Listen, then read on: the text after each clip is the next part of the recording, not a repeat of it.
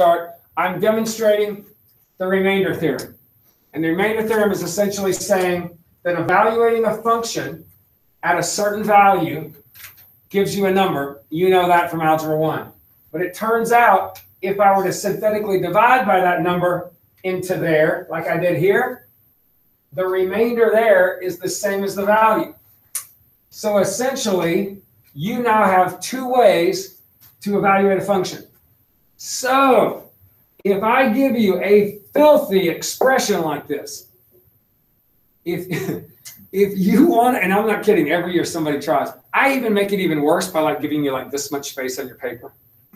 I mean, I'll have people walk up to me in years past, and can I get some scratch paper?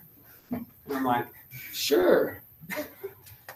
If red flags are flying, okay, what is my other option rather than plugging the 7 in? Synthetic division. Now, that doesn't mean that this is going to work out nicely, but what do you think is going to happen?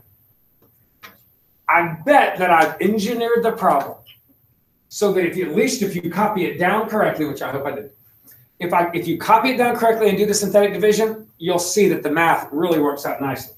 So check it out. So I'm going to synthetically divide with that 7. And by the way, don't change the sign. Remember, this is not x plus 7. This is 7. So use the 7. 2, negative 16, positive 15, negative 9, positive 17, negative 16, negative 34, 0, negative 45, negative 1. Now watch the math. So drop the 2. 7 times 2, 14. Add the column, negative 2. Multiply, negative 14. Add the column, 1. Multiply, 7. Add the column, negative 2. Multiply, negative 14. Add the column, 3. Multiply, 21. Add the column, 5. See how miraculously everything is staying nice and neat? Now, there's no guarantee that's going to happen. Most of the time it wouldn't. But on a test like this, I'm literally trying to suck you in to do that. But really, there's a better way. Keep going. 35, 1, 7, 7, 49, 4, 28, 27. So what does that mean? 27 is the answer. 27 is my answer. Well, that wasn't so bad. And I saved about, gosh, I don't know, 20 minutes. And I can almost promise you, if you're going to make an error, I mean, every now and it's like a 2-point problem. It's not like I'm going to actually check your math and all your scribble everywhere that you'll have. So nice and easy. Are you with me? Now, with that in mind, what if I said this? This is another way I could ask this question. Or use this theorem right here. What is the remainder? What is the remainder when, all right, here we go. When 2x to the 27th, heck, let's make it interesting. 1/27th minus 3x to the 82nd minus 5x to the 43rd plus 4x to the 27th minus 6x to the 13th plus 5x to the 12th minus 6x plus 2 is divided by x plus 1. Now, where does your brain go right now? If it goes to the remainder theorem, awesome. But let's be honest, where does your brain go when somebody asks you to find a remainder? Your brain's going naturally to what? Long division. Or maybe better, since the power's 1, synthetic division. But what are you going to have to do to just synthetically divide here? You're going to be putting in a buttload of zeros, aren't you? Every year, Mr. Hurry, can I get some scratch paper? I'm like, okay. And I hand it to you, and somebody's got 128 digits written out, and they're dividing in -1. Now, honestly, sometimes you actually see some patterns as you're doing it. So as you start doing it, because you are using -1, which is going to just change the signs. So I see people get it right that way, but what's another option? Instead of dividing, I could have what? I could have evaluated the function there. So again, what my hope is, when you see this problem, you go, oh yeah, I need to send the divide. Whoa, what? And a red flag goes up and you go, remainder theorem. All I really need to do is to plug what into this function? -1. -1. So I'm essentially finding f of -1. And f of -1 is what? 2 times the -1 to the 127, minus 3 times the -1 to the 82nd, minus 5 times the -1 to the 43rd, etc., etc. So what can you almost bank on me giving you as a factor? 1 or -1. An x plus 1 or an x minus 1. Now, I will show you an example of where I don't do that.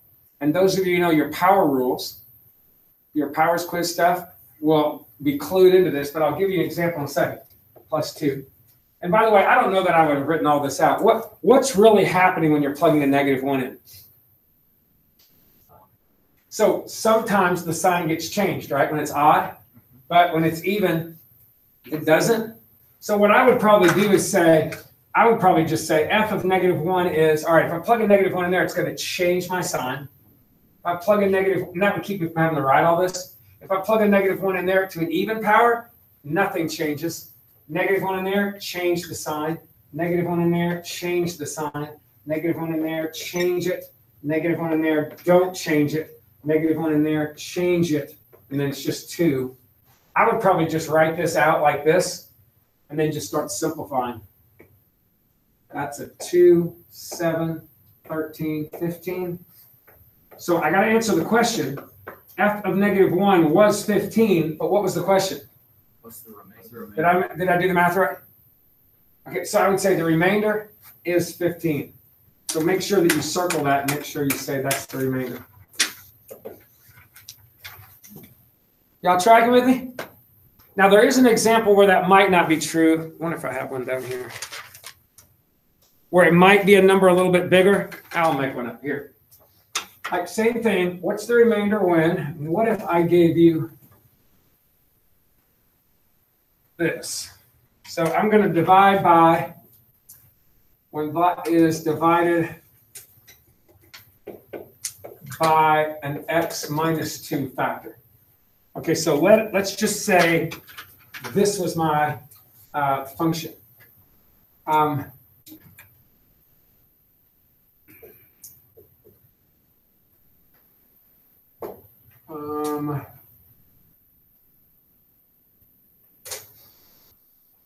Like this.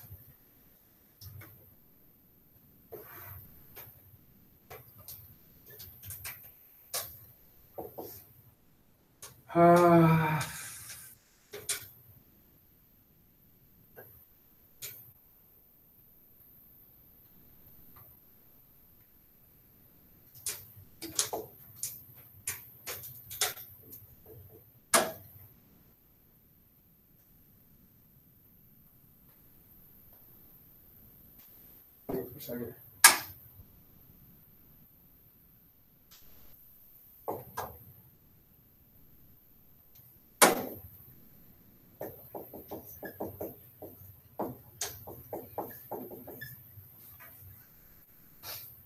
What if I give you that? What's the remainder when that's divided by this? In fact, you know what? Let's make it a little uglier.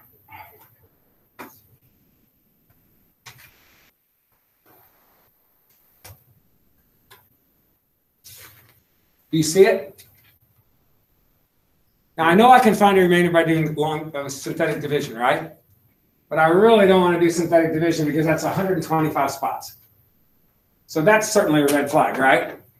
I can also find a remainder by what? Plugging 2 in.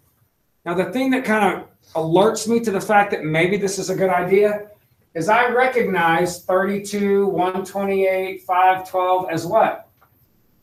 Powers of 2. So if, and I hope I did this right. But if I plug a 2 in, I get 2 to the 125th minus 32, 2 to the 120th. But wait, what's 32? And 2 to the 5th and 2 to the 120th is 2 to the 125th. Those cancel. Okay? And then this, if I plug a 2 in, I get 2 to the 112th. But what's a 128? 7. 2 to the 7th. So that's really a 2 to the 119th. But what's this? That's a 2 to the 9th. So this is a 2 to the 119th. And what happens is enough of those start canceling, then you get down to these and you go, well, that's not a big deal. I can plug a 2 in there. What's 16 times 7? 112? Is that right? 16? Yeah, 112. So negative. And then what's 8 times 5? 40 minus 4 plus 2. Well, that's doable. That I can do. So that's something that shows up from time to time. And of course, that's like a Vestavia state question where even the people that are taught well, that know about all the tricks, they go, crap, that's ugly either way. So as a default, if the red flags go up on both ends, like for both options, consider that. Because, again, the hint, 32, 128, 512, you usually get a hint about those numbers. Now, if you don't know your powers, like if you go, oh, 128 is 2 to the 6th, well, it didn't cancel, did it? But hopefully you do know your powers enough to be able to get there. All right? Okay, that's remainder, that's factor. All right, now, the factor theorem, we kind of discussed yesterday. On both of these options, whether I divide or whether I plug it in, what do you think it means if I do the division, long or synthetic, and end up with the remainder of 0? Then not only did it divide into even, that meant that that number that you divided in like 2, that meant that x minus 2 was an actual factor. And if you were solving, it means that x equals 2, or 2 is an actual solution. Are y'all seeing that? If I divide it evenly and get a 0 remainder, that means that that factor, that x minus whatever, was an actual factor of that big polynomial. But if you're solving a polynomial, then it meant that the root that you used, the synthetic divisor, the 2 or the negative 1, whatever, that means that's a solution to the graph. And you now have 2 ways to do it. But the problem is, which means I can do synthetic division and see if I have a 0 remainder, or I can plug the number in, right? Because the remainder that I get when I divide is the same thing as finding f of that. Are y'all with me on that? That what I just showed you. There's 2 ways now to evaluate a function. So you have 2 ways to check if a number comes from an actual factor. But here's the problem with checking by just plugging it in. If I ask you, like I'm going to be kind of foolish here, but like if I give you a number like 2356, and I say, hey, is 2 a factor here? Now you can tell it's a factor because it ends in an even number, but if you didn't know that, you would come in there and divide by 2, right? You have a 0 remainder and be like, yeah, it's a factor. Now, if I asked you, hey, is there another 2 that's a factor of that? Would you divide 2 back in to the original thing? Or would you divide 2 into what was left over? See, our goal is to solve these big polynomials. I can check to see if a number is a solution by just plugging it in.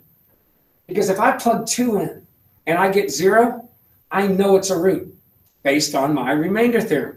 Because if I plug 2 in, a 0 as an answer by plugging it in means what?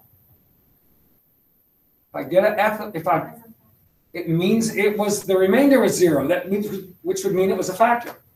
Are y'all making that connection? But the problem is I haven't shrunk it down. When I synthetically divide into something, I'll go from like an x cubed to an x squared, right? It shrinks it. And every time I find a new factor, it gets smaller and smaller. Just like every time I keep dividing into the remaining part, it gets smaller and smaller. And if I keep dividing and it gets smaller, smaller, and smaller, at some point I'll have the whole thing factored. That's where we're headed with all this.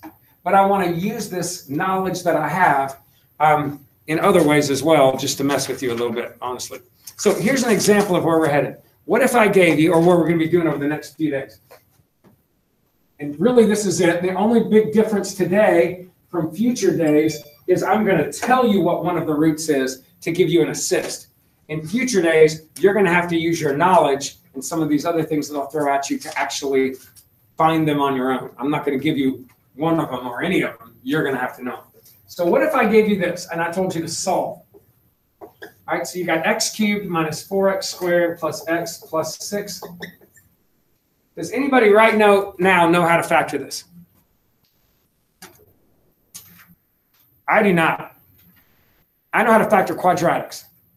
And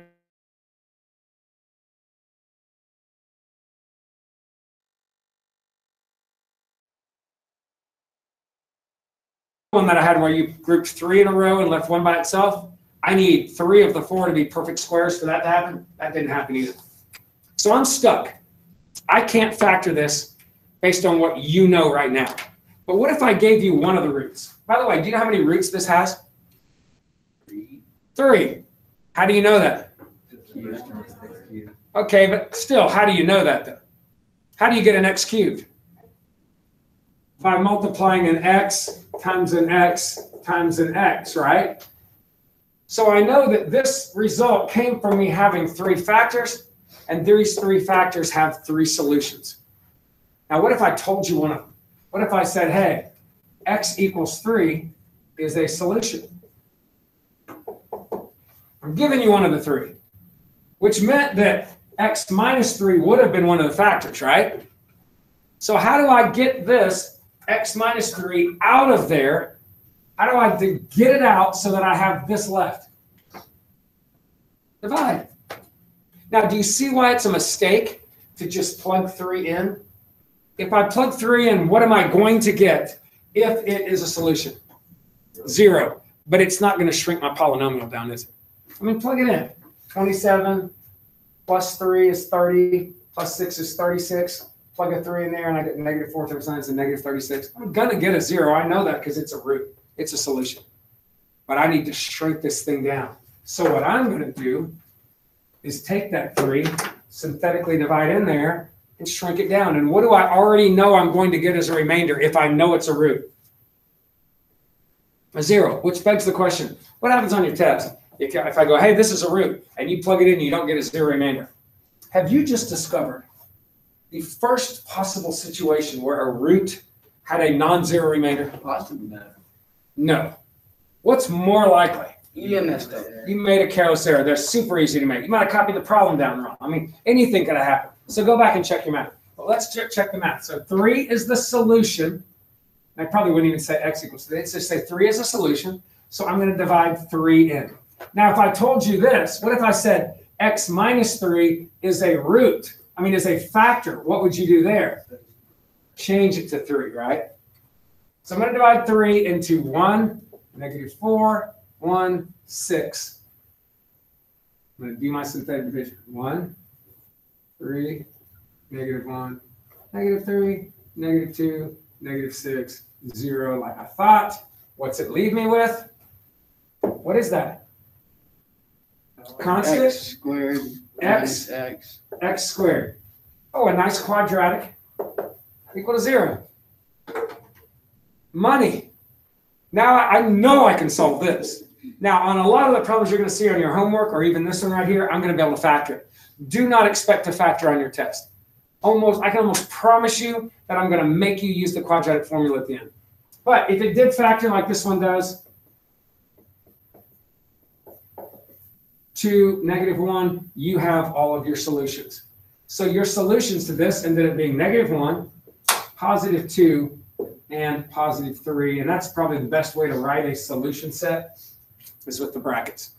Although if you wrote x equals negative 1, 2, and 3, that's fine. This is just better. It's even more pleasant looking to go from least to greatest and to put the imaginary stuff at the end, if there is a goal. Y'all seeing this? Okay, Now, what you're going to have to figure out in the next couple of days is, how did we, I mean, I just gave you 3. But what if I don't give you anything? How are you going to guess 3 without having to go through every other possible number in the universe? Well, we'll talk about those, and it won't be a huge deal. How about, what time we got? Make sure, oh, we got tons of time. 20 minutes. Okay, what if, we'll give you one more like this. What if I said solve, and you had 2x cubed minus 3x squared minus 2x plus 3 equals 0, and I'm going to tell you that 3/2 is a root. Then you know what? When I divide, I'm going to get 0. Trust that. If I don't, I copied the problem down wrong. I made a co-star on the math, which is probably even more likely with the fraction. But here we go. 3/2 into 2. Negative 3. Negative 2. 3. All right. Drop the 2. What is 3/2 times the 2? 3. 3. Copy it over. Add the column 0. 3/2 times the 0. Another 0. Negative 2 down. What is the 3/2 times the negative 2? Negative 3, and sure enough, there's a 0. What does that mean? Constant x squared. So all I really have left is 2x squared minus 2. If you want to try to factor that, knock yourself out. But in this case, because the x is gone, what would be easier?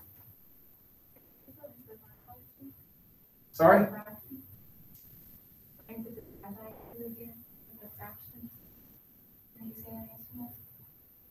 No, I said if you have a problem, like if I had given you this and you had that as if you were doing that, then yeah, go back and divide by the 3.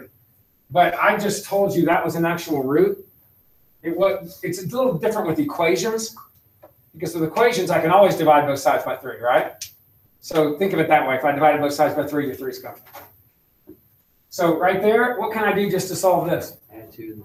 Add 2, divide by 2, and when I add 2 and divide by 2, I'm here. And what happens when I square both sides? Plus or minus. Don't forget the plus or minus.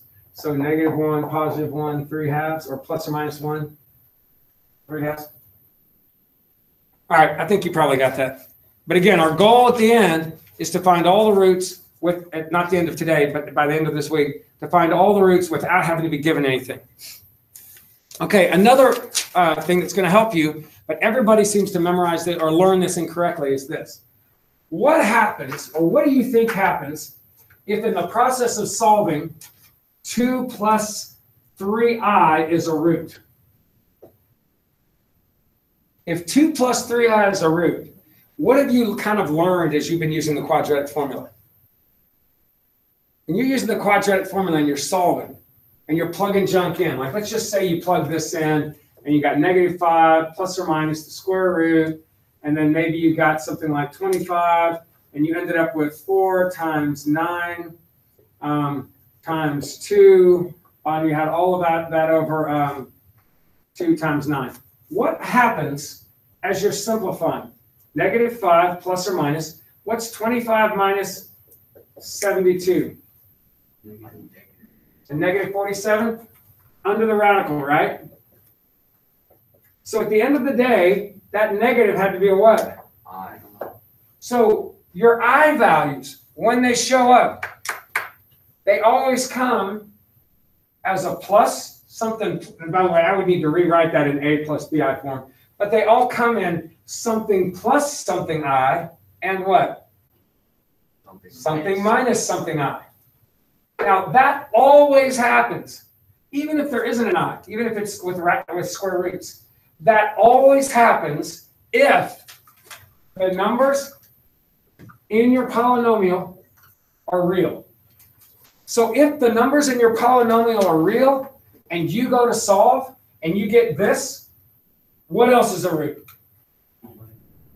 2 minus 3i is a root, because they always come in what we call conjugate pairs.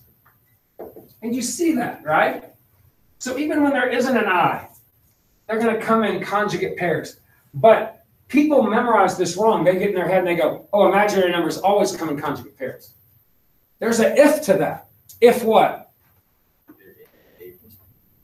No, conjugate numbers will come in pairs if what? Yeah. If your coefficients and your constants are real. And they'll always come in rational pairs if your coefficients and your constants are rational. Couldn't I give you a problem that has an I up here on the top? If I do, which I don't much, maybe a bonus, but if I did, there's no guarantee these come in pairs. But if you look up and your problem has 6, 1, negative 4, 1, those are all real numbers, then if you have a 2 plus 3i, then you know you have a 2 minus 3i. So what that means is if I give you one root, what do you really have? 2. And if I have 2 roots, I'm closer to being done. And I can still synthetically divide with those, although it's not very pleasant. And we will do that eventually, but just not today. So remember that conjugate root theorem. It basically says imaginary numbers, even irrational numbers, always come in conjugate pairs, a plus bi, a minus bi, if the coefficients and the constants are real. Let me show you how Vestavia killed us the other year. They gave something like this. A, B, C, D. They gave us that statement, and they said 2 plus 3i is a root. And then they said, what else is true? Question mark. And it had 5 statements. First one, 2 minus 3i is a root. And they had all these little whatever. And of course, everybody in my group took 2 minus 3i. Why? Because they always occur in conjugate pairs, right? No, I don't know if A, B, C, and D are real. Are you following me? So what would I know about this? Not enough information. Not enough information. E, none of these. Okay? So that's the kind of thing they'll trick you on. Remember, they don't always occur in pairs, but they do always occur in pairs if A, B, C, D, and E. Now, if I said A, B, C, D are, does this make sense to you? Elements of the real numbers? If you ever see E like that, that means they're real numbers. So if they're real numbers, what do you know? And 2 minus 3i is a root also. But I would have to state that somewhere for you to know that for sure. All right, let me see if I can throw a couple other things at you. Okay, Descartes' rule of sign. Okay, this is arguably one of the more overrated things that's in Algebra 2. It is in our curriculum. We need to talk about it. Sometimes it's helpful. Rarely is it. So I'm going to, and this means I'm going to ask you one time on a test to demonstrate that you know Descartes' rule. It'll be like 4 points, 3 or 4 points. And then if you want to use it after that, if you think it's helpful, great. I usually slip a problem in there where if you do use it, it might save you a couple of moments, right? And I'll talk about that throughout this week and maybe the beginning of next week. But most of the time, it's not very helpful. So here's what Descartes' rule says. Ready for some new markers. All right, so Descartes' rule. Descartes, named after the French mathematician René Descartes. Descartes. Which most people pronounce as Descartes. Descartes was the founder of the Cartesian plane, which is what we have, the XY coordinate plane. He did all kinds of different stuff. He did a lot of stuff with matrices, physics, philosophy. I mean, he was one of these everything guys back hundreds of years ago. But anyway, so Descartes said this. He found a way to just look at a polynomial, just look at it, and run this little test. And I honestly have not researched why. So I don't know why it works, although it makes a little bit of sense when you start doing shifts and things of graphs. But he found a way to look at a function, and by just examining the signs, like the plus or minus signs in it, and running this little test of his, he could have an idea about how many positive roots there would be, how many negative roots there would be, and how many imaginary roots there would be. Now, at first thought, you're like, so what? Well, tomorrow you're going to actually learn these guesses. Remember, like I just told you what to guess when we did that division and solved a couple of seconds ago? I gave you that. Well, if you didn't have that, I'm going to show you a way to get some good guesses. So there's going to be this basket of good guesses. Now, what if that basket of good guesses had 50 guesses in it? You would literally have to do synthetic division up to 50 times to find your possible roots and to solve this thing. That doesn't sound fun. But what if, with Descartes' rule, you could run this little check, and what if you found out there were no positive roots? Well, that means all the positives in that basket that you might have had to check, you could go, well, those aren't options. And you just reduced your workload in half. Or what if you found out that, hey, at most you're going to have one positive? And you're like, well, I still got to check all these. But as you're checking, you find one positive. And you go, oh, that means none of the rest are positive. I don't have to check any of those. This will make a little bit more sense when we actually learn what I'm talking about with the basket of possible answers. Okay, but I want to show you his application. So when we get to tomorrow and I kind of lay it all out, or whenever we cover this, when I lay it all out, you'll have all these tools in your shed and you can just start applying them. So let me just show you what Descartes found. And again, not very helpful most of the time. So let me just say I gave you this function. This one is going to be 4x to the 5th minus 3x to the 4th minus 2x cubed plus x squared minus 4x minus 2. Can y'all see that? All these markers are dying on me. Can y'all see that? Okay. So here's what he found. And I'm going to show you what he's really doing, and then I'm going to show you a little shortcut.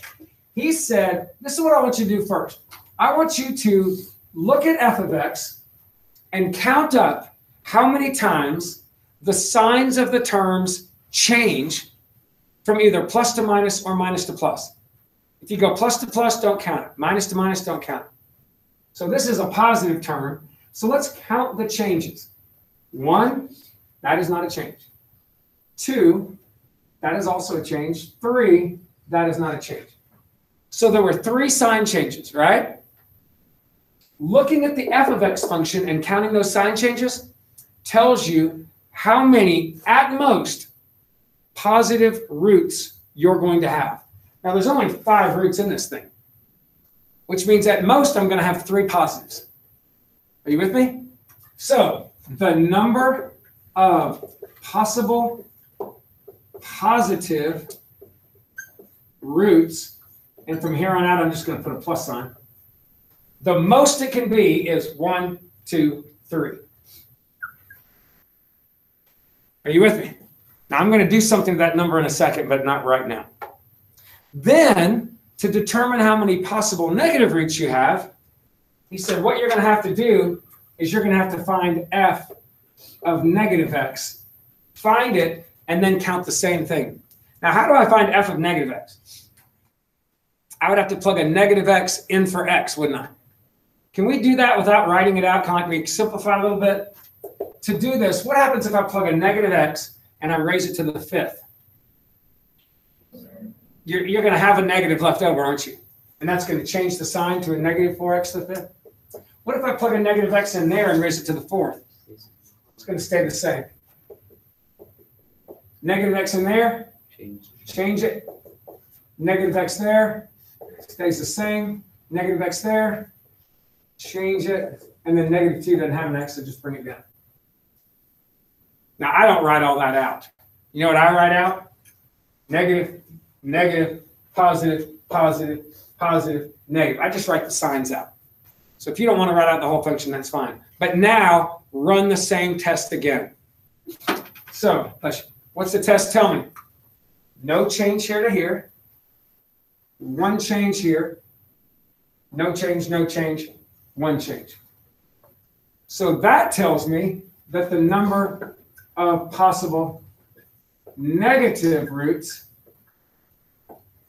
here to 4, I'm just going to say negative, at most is what? 2. Now here's what gets a little ugly. I would love to be able to say 3, it could happen 3 times, 2 times, 1 time, or 0.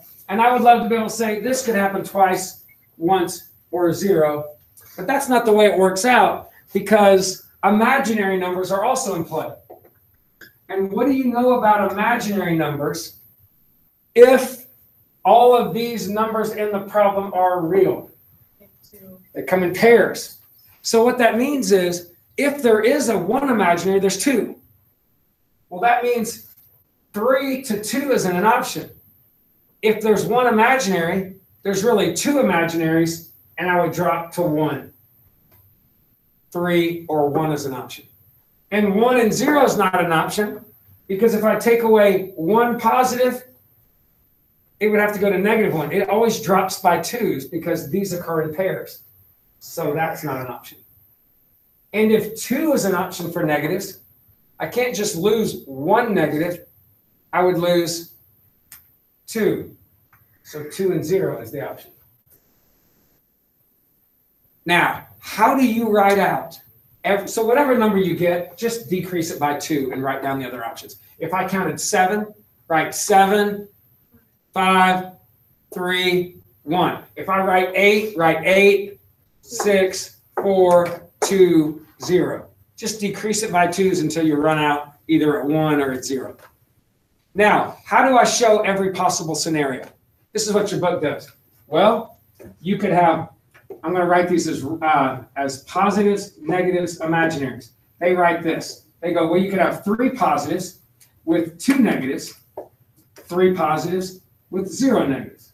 You could have 1 positive with 2 negatives, or 1 positive with 0 negatives. Now, how do I determine how many imaginaries I have? Say it again? Yeah, she said subtract them from 5. So essentially, are there any left over? If there's 5 total roots, have I already accounted for all 5? Then there's no imaginaries. Have I accounted for all 5? Then there's 2. All 5? 2. All 5? 4. Now, I don't need you to do this, although this is fine. If you want to label them plus, minus, but I don't want you to do this. Every year I have people do this. Okay, 3 could go with 2, 3 could go with 0, 1 could go with 2, 1 could go with 0. And if it's 3 and 2, then it's 0. If it's 3 and 0, then it's 2. If it's 1 and 2, then it's 2. And if it's 1 and 0, it's 4. If I see that, do I really have any idea what you're doing? I mean, are you going 1, 0, 2, or are you going 1, 0, 4? Are you going 3, 0, 4, or are you going 3, 0, 2? You see how this is confusing to me? So here's how you can fix it if you want to just stick to this. Just do this. Write that 2 and that 0 down for each one of these. So write the 2 and the 0 for that, and write the 2 and the 0 for that, and then just extend and write the numbers in. So if it's 3 positives and 2 negatives, nothing left to be imaginary. If it's 3 and 0, 2 left, yada, yada, and just make sure each one of these rows equals 5. Now, if I told you, hey guys, we're about to solve this thing, and here are your options for getting your roots. You might have 3 positives, you might have 1. Hey, you might have 2 negatives, but you might have none. Is that really helpful? Here's how I would think it was helpful. What if you found your first negative root? What do you now know? There's got to be another one, because 1's not an option. What if you find 1 positive root? Well, you might be done, but there might be what? 2 more to find. What if I found 3 positive roots? Then I would know what? The other 2 are either negative or imaginary. But here's how that's not even helpful. By the time I find 3 roots, I'll have shrunk down this x to the 5th to what? 4, 3, x squared. And at that point, you don't need any extra help. You can use the quadratic formula. This is very often super useless. So I'm not going to make you do it except once to show you. But let me show you 2 scenarios where it's helpful. Okay? Like really helpful. And you'll see it right off the bat. What if this was my original problem?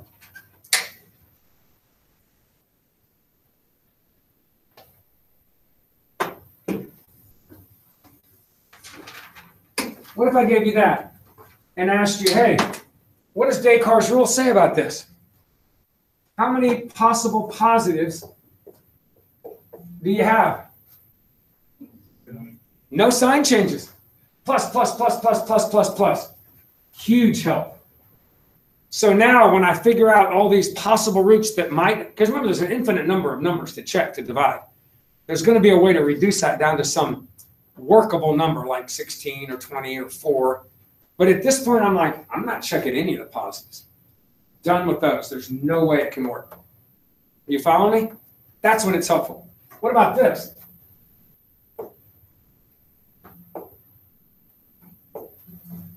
What if that happened? Well, 1, 2, 3, 4, 5. Well, there's a lot of options for 5, aren't there? I mean, for positives. But wait, look what happens when you go check the f of the negative x. The negative x would have changed that, kept that, changed that, kept that, changed that, kept that. When you run your second test, how many roots? No negatives. That's huge to me. I'm not going to check any negatives. So when I'm going to be asked to do Descartes' rule, I'm going to do it. But when I'm asked to solve a problem like this, find the 5 roots, I'm not going to do Descartes' rule. Now, if this was x to the 30th, and I was like, man, I'm going to be settling in here and checking for a long time, then yeah, any little piece of information I could gather might be helpful. Your problems are like x to the 4th, maybe an x to the 5th. I don't even go as high as x to the 6th. So it's just not going to save you much time. But if I gave you one that had all the same signs, that's helpful. If I give you one that alternates, that's normally helpful. When I say normally, is it helpful if that was not, if you were missing a term? Look, plug a negative in, doesn't change.